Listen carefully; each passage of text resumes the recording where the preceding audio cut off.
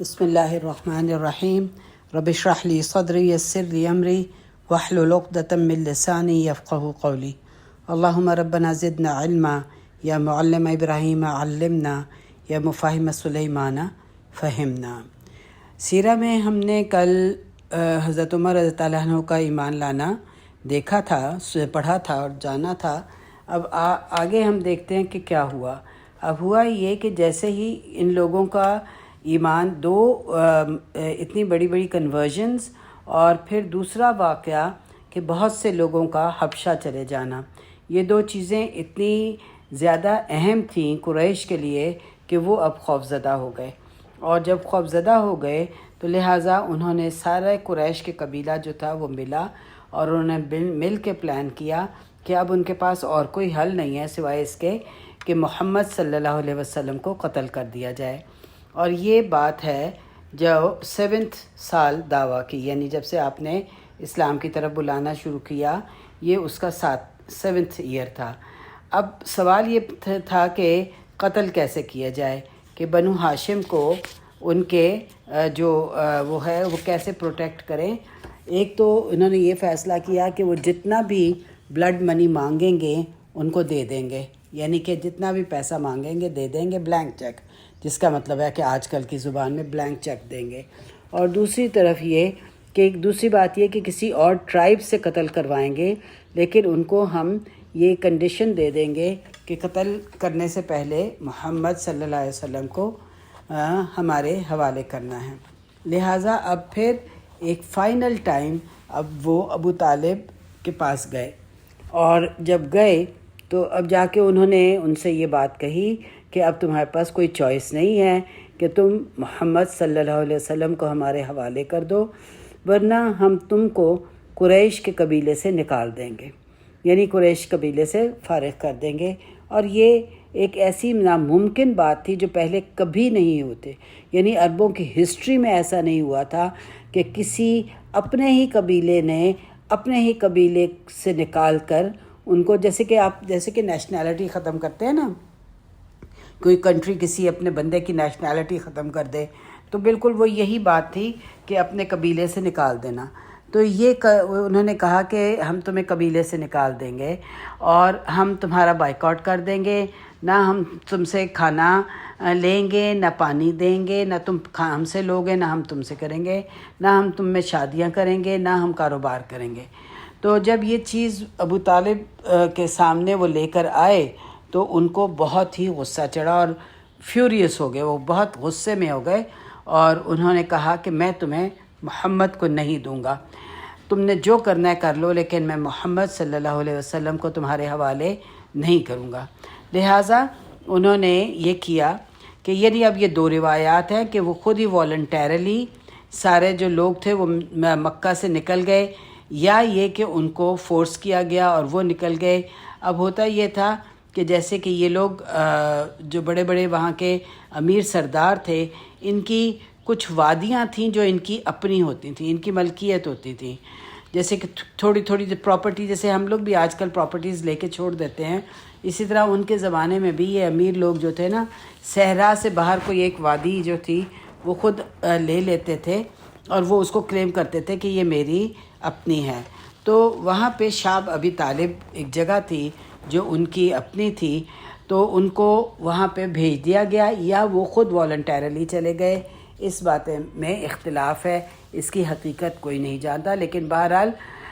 یہ لوگ نکل گئے، مکہ سے نکل گئے، اور قریش نے بھی جو ہے مل کر ایک عہد کیا، آپس میں یہ ملے اور ان لوگوں نے یہ عہد کیا کہ کوئی بنو ہاشم کے ساتھ تجارت نہیں کرے گا۔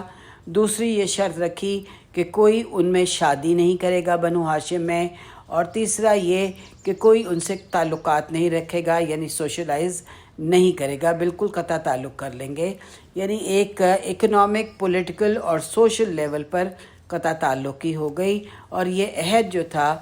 ایک لکڑی کے اوپر لکھ کے کعبہ کے اندر لٹکا دیا گیا۔ اب یہ عہد کتنے عرصے چلا یہ پتہ نہیں ہے، کچھ کہتے ہیں کہ 2 سال چلا یا 3 سال چلا۔ مسئلہ یہ ہے مکہ کے جو 13 سال ہیں آپ صلی اللہ علیہ وسلم کے، جب سے آپ کو رسالت ملی اس میں یہ ہے کہ ایک تو یہ نہیں پتہ کہ کتنی کون سی بات کس نے کہی، دوسرا کرونالوجی نہیں پتہ کہ یہ واقعہ کب ہوا اور یہ واقعہ کب ہوا، کیونکہ اس زمانے میں اسلام جو تھا وہ اتنی ٹینڈر ایج میں تھا کہ کسی کو خیال پتہ ہی نہیں تھا کہ یہ واقعات کو لکھیں، لہٰذا جو کہ زبانوں کے ذریعے پتہ چلا، کسی نے کوئی ایک قصہ سنا دیا، کسی نے دوسرا سنا دیا، اور وہ جو قصے ہیں ان کا بھی یہ نہیں پتہ کہ کون سا واقعہ کب ہوا، پہلے ہوا یا بعد میں ہوا، کرونالوجی بھی نہیں پتہ۔ اور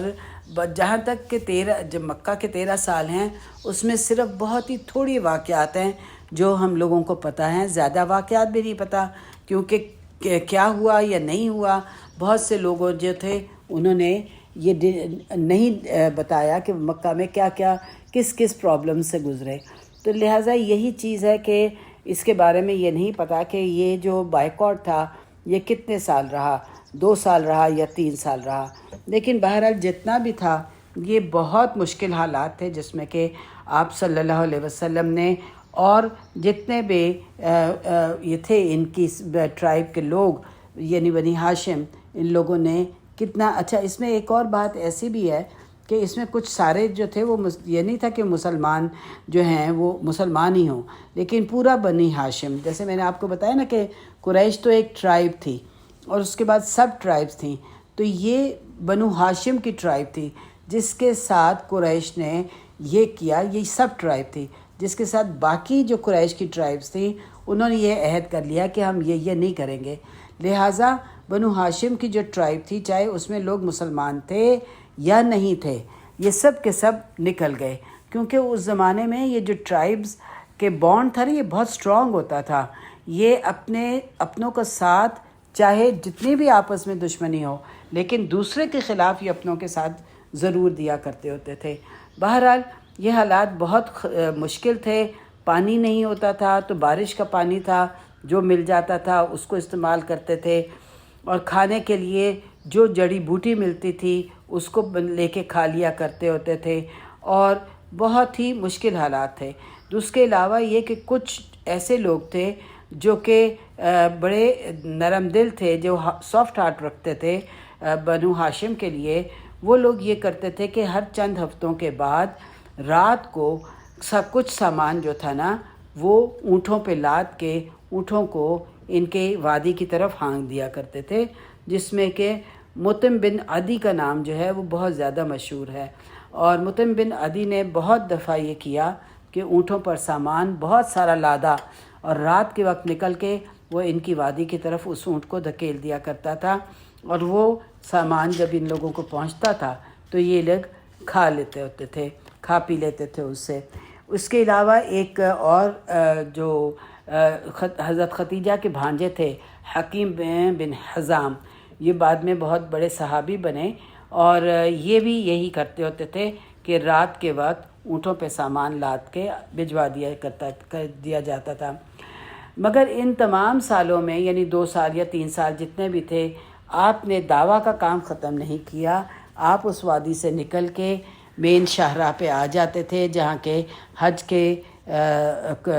وہ جا رہے ہوتے تھے قافلے، تو آپ ان کو اسلام کی دعوت دیتے رہتے تھے۔ اب یہ بائیکاٹ کب ختم ہوا؟ ایک تو یہ کہ آپ صلی اللہ علیہ وسلم نے دعا کی، اور وہ دعا یہ تھی کہ اے اللہ اہل مکہ پر وہ قحط بھیج جو کہ جیسے کہ تو نے یوسف علیہ السلام کے زمانے میں بھیجا تھا۔ تو مکہ میں اتنا قحط پڑا کہ مرے ہوئے جانوروں کی بھی ہڈیاں کھاتے تھے اور کھانے پینے کو کچھ نہیں مل رہا تھا۔ دوسرا یہ تھا کہ کچھ ایسے لوگ جو کہ کسی دوسرے قبیلے سے تھے، بنو ہاشم سے نہیں تھے، لیکن ان میں بھی کچھ ایسے لوگ تھے جن کے دل نرم تھے، اور وہ یہ نہیں چاہتے تھے کہ قریش کی جو دوسری ان کی اپنی یعنی ایک سب ٹرائب ہے اس کے ساتھ ایسا کیا جائے، تو ان لوگوں نے فیصلہ کیا کہ اس کو ختم کرنا چاہیے۔ لہٰذا ہشام ابن عمر جو تھا وہ یہ رسول پاک صلی اللہ علیہ وسلم کا کزن تھا، اس نے اپنے دوست سے بات کی کہ جتنے بھی لوگ اس عہد کے خلاف ہیں ان سب کو جمع کر لیا جائے۔ لہٰذا یعنی 4-5 وہ لوگ جمع ہو گئے جن کو یہ بائیکاٹ جو تھا وہ پسند نہ تھا. یہ سب کعبہ گئے اور ان میں سے ایک شخص جس کا نام زہیب تھا اس نے یہ کہا کہ کھڑا ہو گیا اور اس نے کہا کہ کب تک ہم اپنے ہی خون کے رشتہ داروں کو بھوکا ماریں گے. اس پر ابو جہل جو تھا اس کو بہت غصہ آیا اور وہ کھڑا ہو کے اس نے کہا کہ تم کون آئے ہو یہ بات کرنے والے؟ ہم سب نے مل کر یہ فیصلہ کیا تھا. اس پر ہشام بھی کھڑا ہو گیا اور سب جو کہ مطلب یہی جو جن لوگ جمع ہوئے تھے نا 4-5 جن کو بائیکاٹ پسند نہیں تھا، یہ باری باری سب کھڑے ہو گئے اور انہوں نے سب نے یہ کہا کہ نہیں میں نے تو نہیں کہا، یہ تو آئیڈیا تمہارا دیا ہوا تھا. اور اس طرح سے ان سب نے ابو جہل کو بلیم کرنا شروع کر دیا اور ابو جہل کے پاس اور کوئی راستہ نہیں تھا. اس کو بڑا غصہ چڑھا اور اس نے کہا کہ یہ سب تمہارا پلان ہے. خیر بہرحال یہ بات ابھی ختم ہوئی تھی کہ کچھ دنوں بعد فائنلی اب ہوا کیا کہ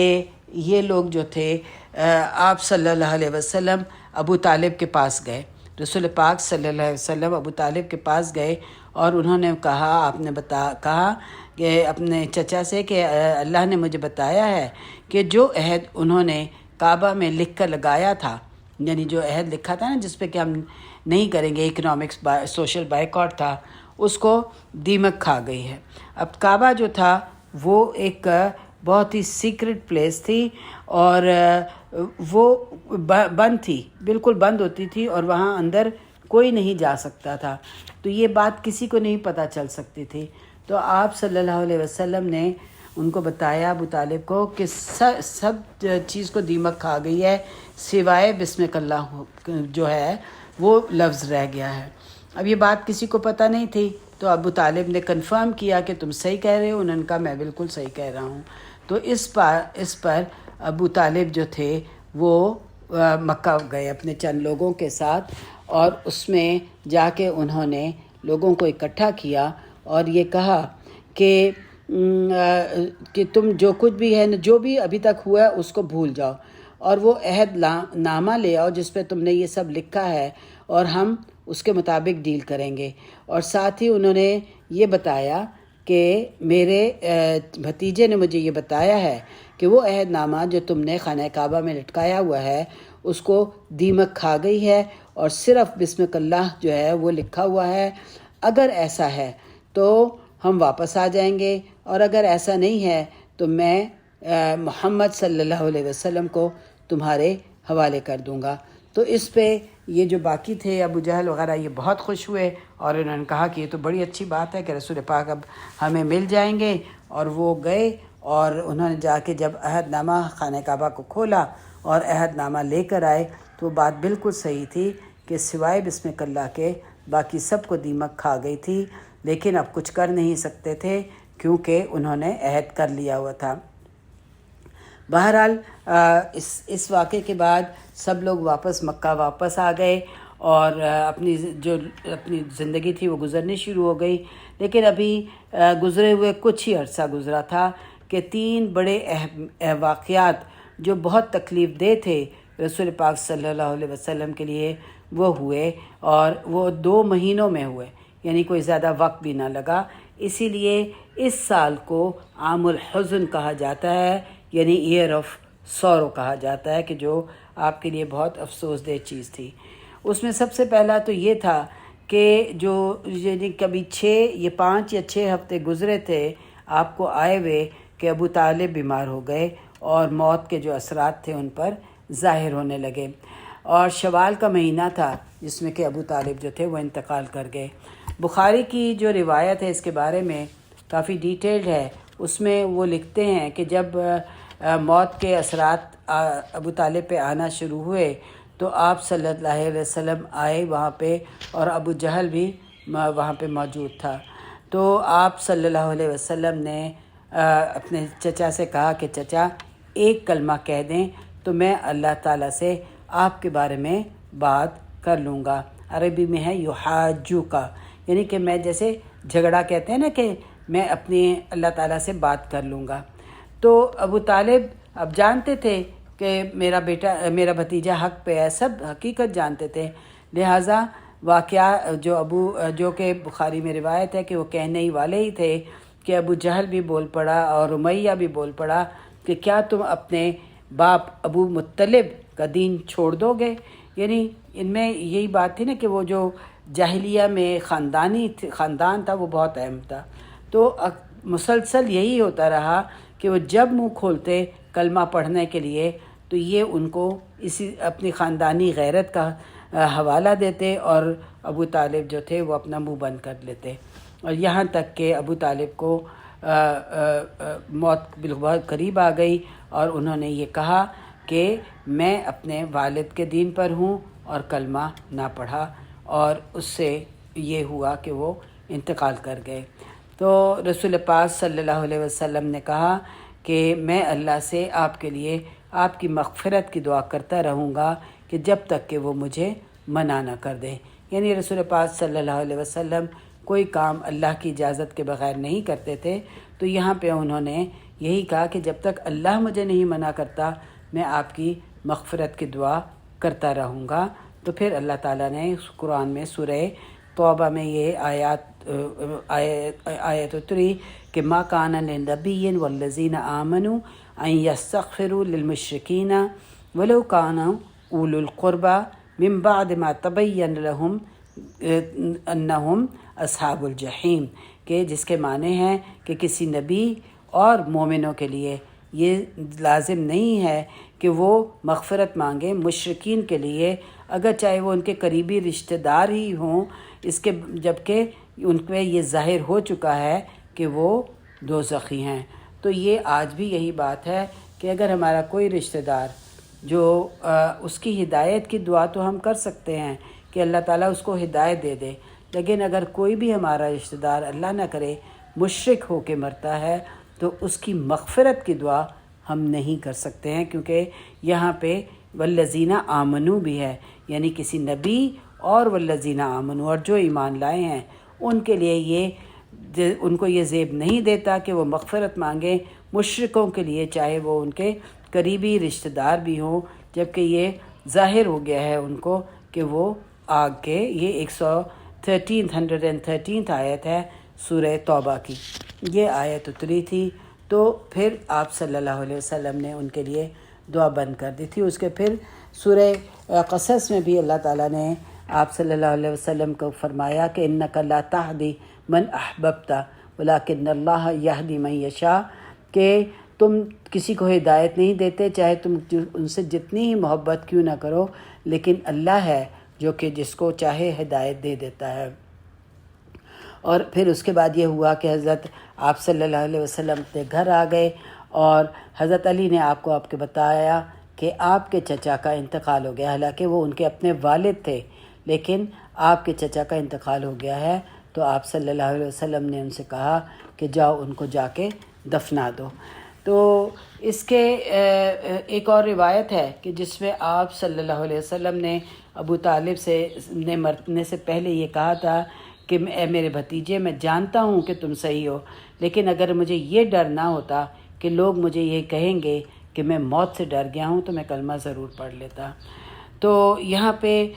جو عباس تھے، یعنی ابو طالب کے چھوٹے بھائی تھے، انہوں نے آپ صلی اللہ علیہ وسلم سے پوچھا تھا کہ کیا آپ کا ان کا رشتہ دار ہونا آپ کے چچا کے کام آیا، جبکہ انہوں نے آپ کو اتنا پروٹیکٹ کیا تھا. تو آپ صلی اللہ علیہ وسلم نے کہا ہاں، میں اپنا چچا کے لیے فائدہ مند ہوا. وہ آگ کے کنارے پر ہیں، میری شفاعت کی وجہ سے وہ کنارے پر ہیں، ورنہ وہ آگ کی گہرائیوں میں ہوتے. تو مسلم کی ایک روایت ہے کہ صرف ایک شخص جس کو سب سے کم عذاب دیا جا رہا ہے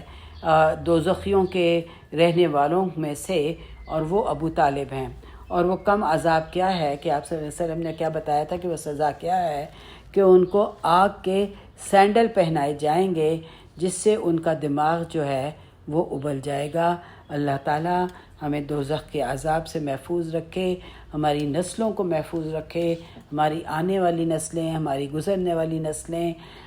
جو مسلمان ہونے کی حالت میں فوت ہوئی ہیں، اللہ تعالیٰ ان کے گناہ کبیرہ صغیرہ معاف فرمائے اور دوزخ کی آگ سے بچائے، ہمیں بھی اور ہمارے تمام رشتہ داروں کو بھی اور اہل ایمان والوں کو بھی، کیونکہ اس کا آگ اگر تھوڑی سی انگلی ہماری جل جاتی ہے تو کتنی اذیت ہوتی ہے، اور وہ آگ نہ جانے کیا ہوگی جو اللہ کی جلائی ہوئی ہے۔ اللہ تعالی ہم سب کو محفوظ رکھے، اس آگ سے بچا کے رکھے۔ تو اس سے ہمیں یہ بھی سبق ملتا ہے کہ ہدایت صرف اللہ دیتا ہے، یعنی ہدایت جو ہے وہ